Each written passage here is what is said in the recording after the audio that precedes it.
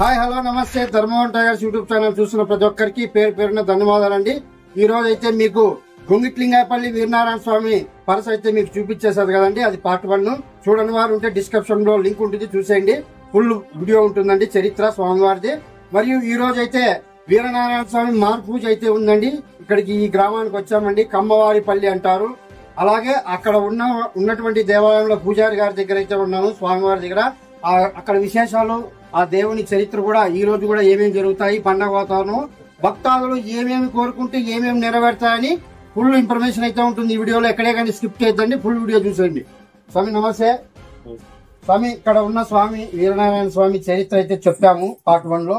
ఇప్పుడు ఈ రోజు మార్పూజ అంటున్నారు, ఆ మార్పూజకి స్పెషల్ ఏం స్వామి? ఈ రోజు అంతకుముందు శివరాత్రి జరిగింది కదా అమావాస్యకి, అప్పటి నుంచి స్వామివారికి ఆ రోజు పెళ్లి కొడుకు మాదిరి పరుపు జరుపుకుని స్వామి వైకుంఠం పోయినప్పుడు, ఆ తర్వాత 3 రోజులు స్వామికి నైవేద్యం బట్టి ఆ రోజు గుడికి వాకులు వేసేసింది।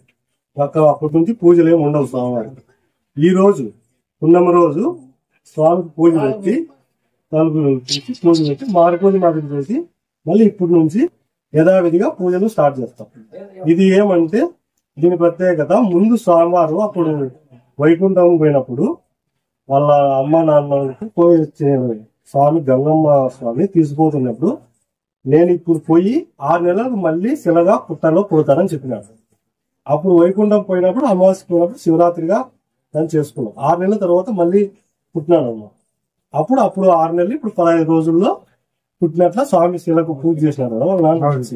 ఆ 6 నెలలు అనేది ఇప్పుడు 15 రోజుల్లో పాటించి ఇప్పుడు ఆ శిలలు తెచ్చి పూజ చేసినట్ల మనం ఇప్పుడు మళ్ళీ పూజలు స్టార్ట్ చేసినట్టు। మరియు వచ్చిన భక్తులకి ఏమేమి కోరికలు నెరవేరుతాయి, అది కూడా మీకు ఏమైనా తెలిసింటే చెప్పండి। ఇక్కడ వచ్చిన భక్తులకి స్వామివారి మనసులో పెట్టుకొని కూర్చుంటే స్వామివారి పిలుస్తారు అనమాట। మన మనసులో ఉండే కోరిక ఇక్కడ నల్లమేకల వంశస్థులకు స్వామివారి ఆవాహం అనేది, మేము తాళ్ళ వంశస్థులము, అంటే మేము స్వామి వంశస్థులము, మేము పూజ పెట్టడానికే, మేము చెప్పేదానికి లేదు, వాళ్ళు చెప్పాలి కాబట్టి వాళ్ళకు స్వామి ఆవాహమై మా భక్తులకు ఏమన్నా మనసులో కోరిక ఉంటే ఫలానా కోరిక వచ్చినాడంటే అప్పుడు నాదేనన్నట్టు నువ్వు లేకపోతే దానికి పరిష్కారం పెట్టుకోవాలి। దాన్ని నువ్వు నమ్మకంతో స్వామి మీద నమ్మకం పెట్టి చేస్తే ఖచ్చితంగా జరుగుతాయి। ఏదో మనము అట్లా అంటే చెప్పలేము, కానీ నమ్మకంతో స్వామి మీద నమ్మకంతో చేయాలా, ఖచ్చితంగా నెరవేరుతాయి కోరికలు। సంతానం కావచ్చు, పంట పొలాలు, లేదా వ్యవసాయము, ఏదే అచ్చురాకపోయినా ఇది ఉద్యోగ అవకాశాలు, ఇట్లా దానికండి ప్రతి ఒక్క విషయానికి ఇక్కడ పరిష్కారం అయితే స్వామివారు చెప్తారు 100%।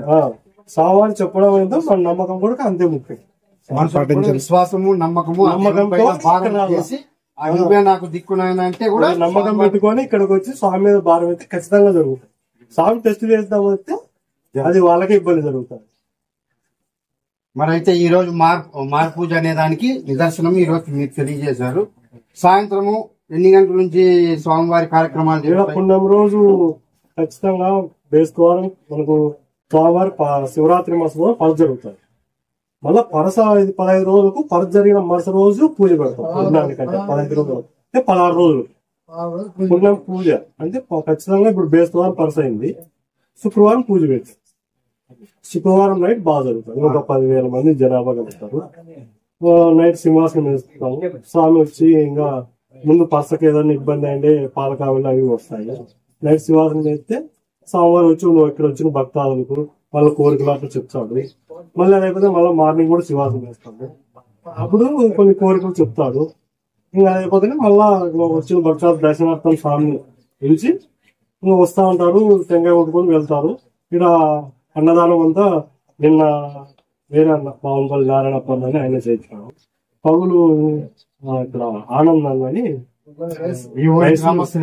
లేదు వేరే బయట వాళ్ళు జాబ్లు వచ్చినాయి పిల్లలకు, దాంతో వాళ్ళు ఆయన రైస్ మిల్ ఆనందం అని ఆయన వచ్చేసి 15 ఏళ్ళగా చేపిస్తున్నారు పగులు అన్నదానము। ఈ బావంపల్లి నారాయణప్ప అని ఆయన ఒక 4-5 సంవత్సరాలుగా ఆయన చేపిస్తారు, అన్నదానానికి సహకరిస్తారు వాళ్ళే, ఇంతవరకు అయితే వాళ్ళే చేపిస్తారు।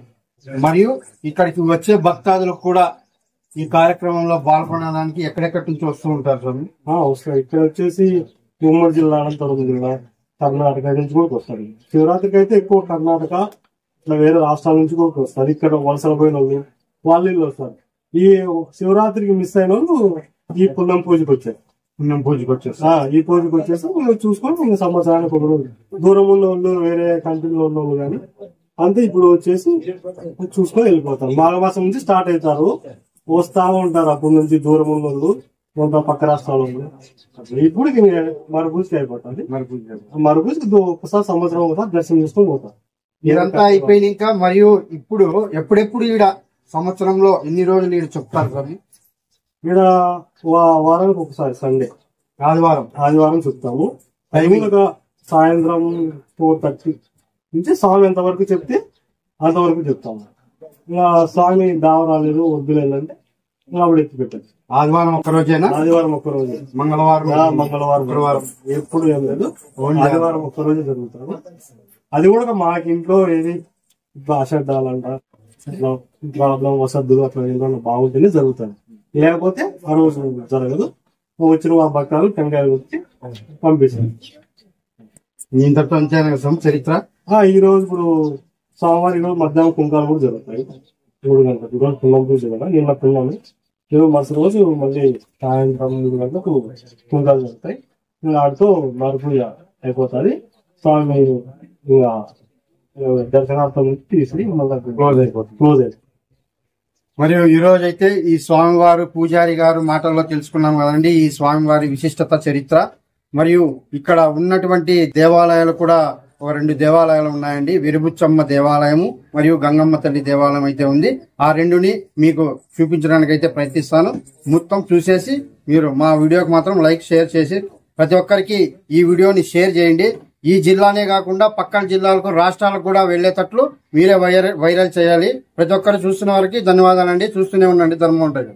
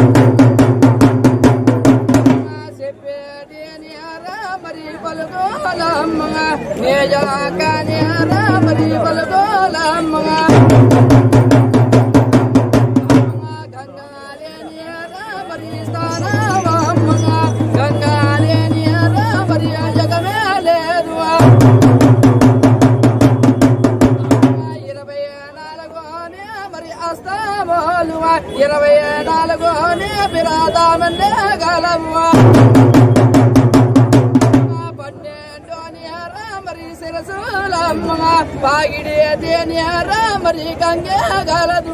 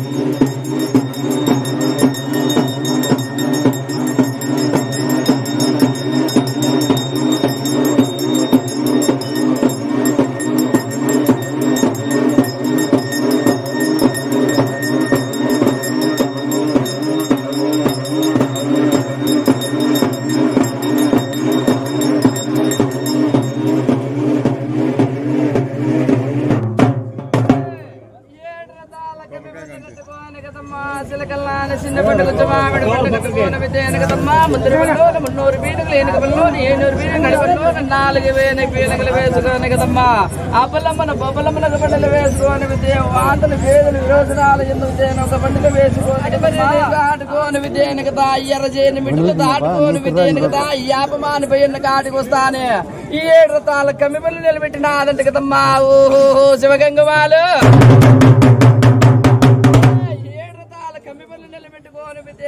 అక్కడ విద్యానికి తప్ప సిద్ధరగడ్డ విద్యానికి ఏటిగడ్డ సోల్పుండ విద్యానికి దాటుకోని విద్యానికి తమ్మ మూడిళ్ల పల్లి ఉండాది కిందది గొంగిటి వెంకాయపల్లి ఎందు తాళ్ళవారు తగుటు ఉన్నదంట కదమ్మా అయ్యక ఒకేరు నెల వరకు నడి బజారింటి వస్తా ఉందంట కదమ్మా శివగంగమాల దైవమా హాయ్ ఫ్రెండ్స్, వీడియో అప్పుడే అయిపోయింది అనుకుంటున్నారా? ఇంకా లేదండి, ఇంకా చాలా ఉంది. మీరు కూడా ఎక్కడే కానీ స్కిప్ చేయవద్దండి ఈ వీడియోని. ఇంకా వీడియో అయితే పూర్తిగా ఉంది. శివాసనం వేస్తారు స్వామివారు. శివాసనం వేసి అక్కడికి వచ్చిన భక్తులు ఏమి కోరికలు ఉన్నాయో ఆ స్వామివారే పైకి లేపి వారికి ఫలానా దిక్కు నుంచి మీరు వచ్చినారు బాలా లేయండి అని చెప్పి వీడియో మాత్రం ఎక్కడే కానీ స్కిప్ చేయొద్దండి. పిలిచి స్వామివారు చెప్తారండి. ఇంకా ఎన్నో అద్భుతమైన మహిమలు ఉన్నటువంటి ఈ దేవాలయం గురించి ఇంకా చాలా అయితే చెప్పానండి. నేను చూపించడానికి కూడా మీకు చూపిస్తున్నాను. మరియు ఇది పార్ట్ 2 వీడియో మీరు చూసినది. ఇప్పుడు పార్ట్ 3 కమింగ్ సోన్ వస్తుంది. ఎక్కడే కానీ స్కిప్ చేయొద్దండి. ఈ వీడియోని మాత్రం ఫుల్గా చూసేయండి.